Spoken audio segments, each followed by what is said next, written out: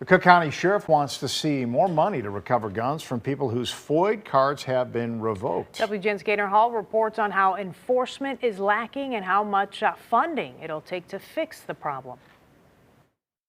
Cook County Sheriff Tom Dart sounding the alarm about the backlog of cases involving people who have had their FOID cards revoked but still have their guns. Shooter's inside. We don't know where he's at still. The man who carried out the deadly 2019 mass shooting at Henry Pratt Company in Aurora should not have had a gun. His firearm owner's ID card he was issued despite his criminal history had been revoked years earlier. This is today. All those red dots are people who should not have guns, who have had their rights to have them revoked. It's a problem, Cook County Sheriff Tom Dart says, is only getting worse. As I stand here right now, there's 27,000 people in Cook County, just in Cook County, who have had their right to have a firearm revoked, and there's been no effort to go and get any of the guns back. None, absolutely none. And this has become normal? No, that's called insanity, folks. That's called insanity. Look at this. These are in people's houses.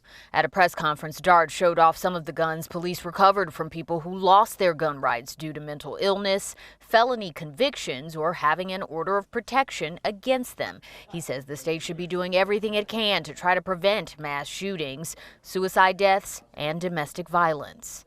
And the thing that people constantly are talking about, and rightfully so, is where are all these guns coming from? We actually know where thousands of them are, illegal guns. We know who has them, and we have their address. And yet we have this wildly ineffective system to deal with it. Dart says previously the process to surrender FOID cards and guns was basically an honor system. Even now, with the laws on the books, lack of personnel is standing in the way of enforcement. He's once again calling for more money from the state to set up regional task forces, teams solely dedicated to retrieving guns from people who had their FOID cards revoked. We're looking in the neighborhood of $8 to $10 million a year, not all going to me, going throughout the state of Illinois to have units that specifically go to the houses to get these guns. This is not rocket science. This is not. And Dart says unless something is done urgently to address this issue, the number of guns in the wrong hands is only going to grow. Reporting from Maywood, Gaynor Hall, WGN News. All right, Gaynor, and we go now.